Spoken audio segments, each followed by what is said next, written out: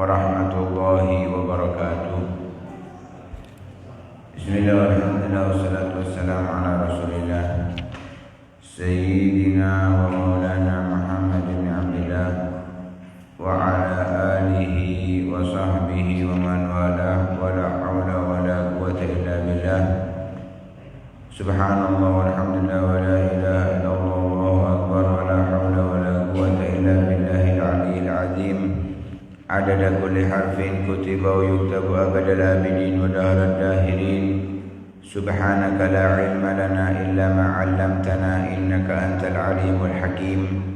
Nawayna ta'alluma wa ta'lim wa naf'a wal intifa' wal mudzakarata wa tadhkir wal ibadata wal istifadah wal hatha 'ala tamassuki bi kitabillahi wa sunnati rasulih wad du'a'i ilal huda wad dilala 'alal khair ibtigha'a wajhillahi wa mardatihi wa qurbihi wa thawabihi subhanahu wa ta'ala. Zikir yang ke-11 di dalam Ratibul Haddad, yaitu Ya Rabbana wa'fu anna wamhul ladzi kana minna. Ya Rabbana, duhai Tuhan kami, wa'fu anna, maafkan dari kesalahan kami. Wamhul ladzi, dan hapuslah yang kana minna, ada dari kami. Setelah sebelumnya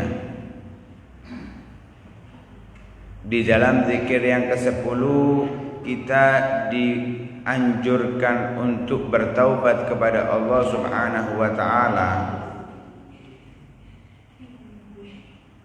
Di dalam zikir amanna billahi wal yaumil akhir tubna ila Allahi batinan wa zahir. Kita di dalam zikir tersebut bertaubat kepada Allah Subhanahu wa taala. Selain bertaubat, disambung dengan zikir setelahnya, kita juga memohon kepada Allah Subhanahu wa taala untuk dimaafkan dari kesalahan kita. Serta kita juga memohon untuk dihapus daripada catatan-catatan keburukan yang kita lakukan. Mengapa kok dianjurkan demikian? Karena meminta maaf dari dosa serta meminta dihapus dari dosa tersebut adalah bukti terkuat dari seorang hamba yang mengakui dosanya. Kita bila ingin dosa kita diampuni oleh Allah Subhanahu wa taala, maka ketika kita memohon ampun, meminta dihapus daripada kesalahan kita, didahului dengan pengakuan. Jadi kalau ngaku kita adalah hamba yang berdosa, kemudian kita meminta kepada Allah Subhanahu wa taala diampuni, maka itu adalah memperkuat kita untuk diampuni oleh Allah Subhanahu wa taala. Dan juga menunjukkan bahwa diri kita merasa teledor, sembrono di dalam hak-hak Allah Subhanahu wa taala sebagai Tuhan. Dan bila itu dilakukan oleh seorang hamba, maka itu adalah perbuatan yang dilakukan oleh orang-orang besar dari orang-orang soleh yang dicintai oleh Allah Subhanahu wa taala. Karena mereka aulia Allah, para wali-wali Allah Subhanahu wa taala, walaupun banyak ibadah, banyak ketaatannya, mereka masih merasa kurang di dalam mengabdi kepada Allah Subhanahu wa taala. Sehingga mereka selalu memohon kepada Allah untuk diampuni, memohon oleh Allah untuk dimaafkan, memohon kepada Allah untuk dihapus dari kesalahan-kesalahannya. Di dalam kalimat itu juga kita diajarkan menggunakan kalimat wa'fu dari kata-kata afa ya'fu afwan, meminta maaf. Mengapa? Karena meminta maaf itu lebih kuat daripada meminta ampunan. Talabul afwi ablagh min talabil maghfirah. Meminta maaf itu lebih kuat daripada meminta ampunan dari Allah Subhanahu wa taala. Mengapa? Karena pada hakikatnya makna arti daripada maghfirah, kalimat ghafara yaghfiru ghufranan atau maghfiratan, itu arti pada dasarnya adalah as-satar, menutupi. Jadi kalau diartikan astaghfirullah, ya Allah aku meminta ampun kepadamu, pada hakikatnya di situ aku meminta tutupi kekuranganku. Aku meminta kepada engkau untuk menutupi kesalahan-kesalahanku, ditutupi. Kan Allah setar, Allah maha menutup dari kekurangan hambanya, dari kesalahan hambanya. Seperti seseorang yang salah, namun kasusnya ditutup, dia menjadi orang yang selamat. Dia bersalah, tapi kasusnya sudah ditutup, maka dia selamat dari penjara. Begitu juga seorang hamba, ketika dia kesalahannya ditutup oleh Allah, maka tempatnya bukan di neraka, dia selamat dari neraka Allah Subhanahu wa taala. Tapi beda halnya dengan kalimat maaf, karena artinya maaf adalah dihapus, bukan hanya ditutup tapi dihapus seperti nol kembali.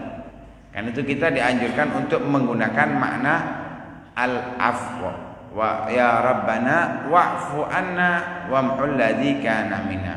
Dan itu yang dijelaskan oleh Al-Imamul Ghazali di dalam kajian atas nama-nama Allah Subhanahu wa taala. Di antara nama Allah yaitu ya afu, ya ghafur.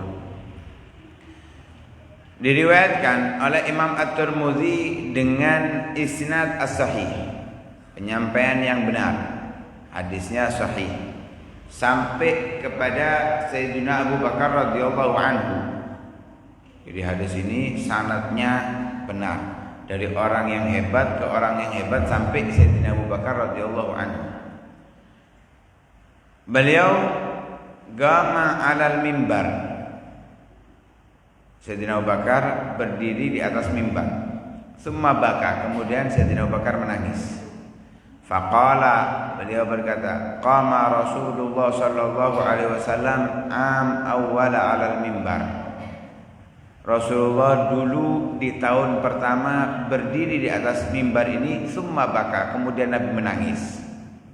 Jadi Sayyidina Abu Bakar berdiri di atas mimbar, menangis. Sayyidina Abu Bakar berkata, dulu Rasulullah pertama kali diadakan adanya mimbar, Rasulullah saat berdiri di sini beliau juga menangis.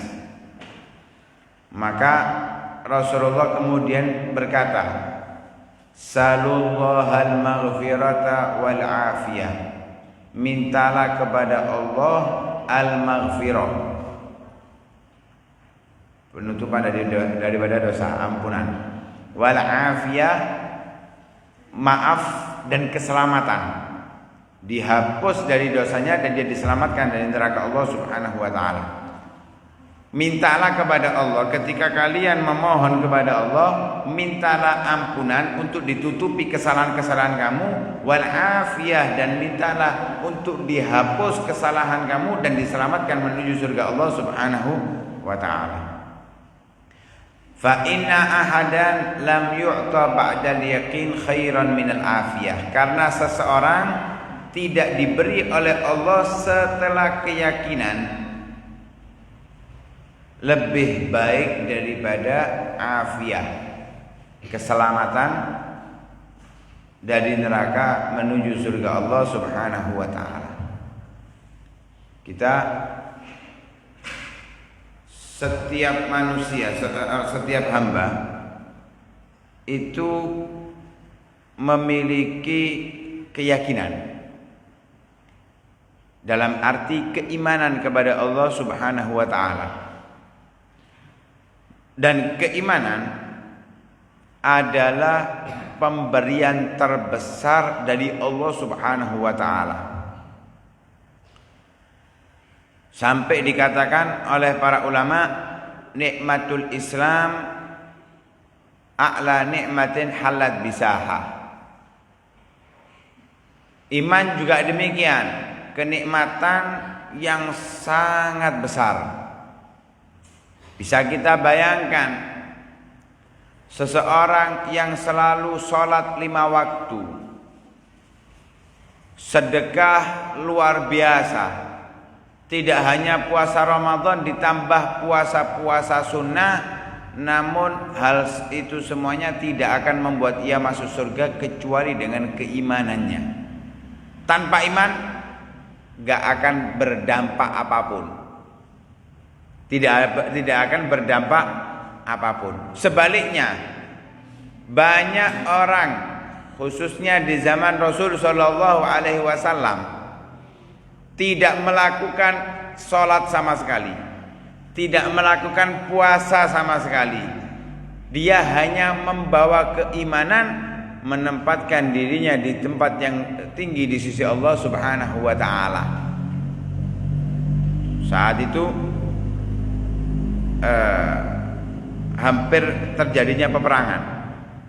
Ada seseorang yang menawarkan dirinya dari orang selain Islam, orang kafir, untuk membantu Rasulullah sallallahu alaihi wasallam di dalam peperangannya.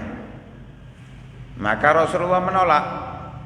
Yang ada di barisan kami adalah orang-orang Islam. Dia akhirnya masuk Islam. Bertanya kepada Nabi, aku sholat dulu atau puasa dulu atau melakukan ibadah dulu, apa aku langsung perang? Langsung perang. Perang, terbunuh di medan perang. Hanya membawa keimanan kepada Allah dan Rasulnya, mati belum melakukan ibadah apapun. Tempatnya bersanding dengan Rasulullah sallallahu alaihi wasallam, menjadi sahabatnya Rasulullah sallallahu alaihi wasallam, mati dalam keadaan syahid tanpa melakukan ibadah apapun. Karena itu bukan berarti sudah kita merasa cukup dengan keimanan, tidak. Karena keimanan itu yazid wa yanqus, bisa bertambah dan bisa berkurang. Keimanan bisa bertambah, bisa berkurang. Ini kalau manusia. Kalau para nabi hanya bisa bertambah, nggak bisa berkurang. Kalau malaikat tetap. Nah, kalau malaikat tetap. Tapi kalau manusia bisa bertambah, bisa berkurang. Lah, dengan apa bisa bertambah? Bisa bertambah dengan ketaatan kepada Allah Subhanahu wa taala. Dengan apa bisa berkurang? Dengan kemaksiatan kepada Allah Subhanahu wa taala. Ini iman.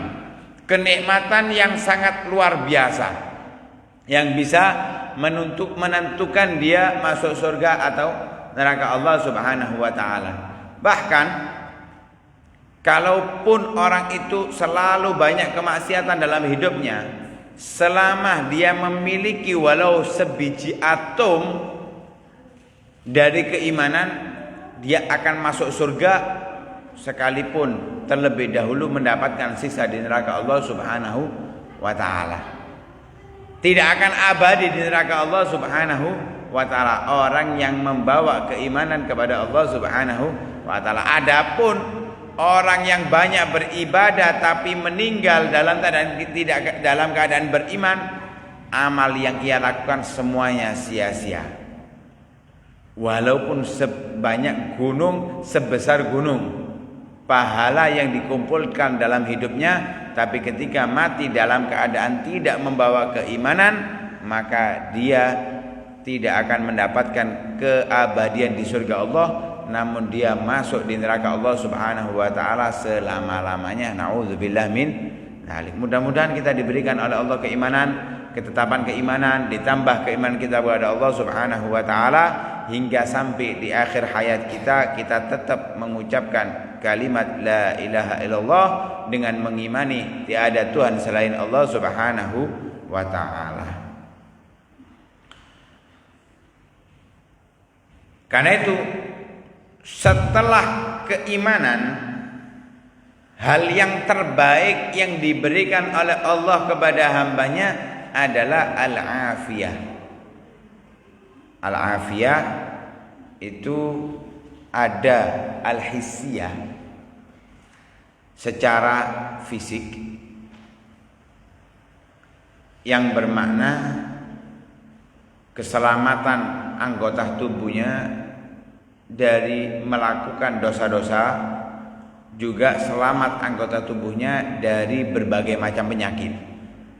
Itu al-afiyah di dalam arti secara fisik.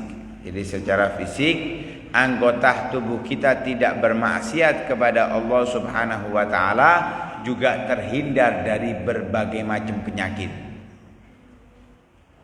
Jantung, kanker, liver, kemudian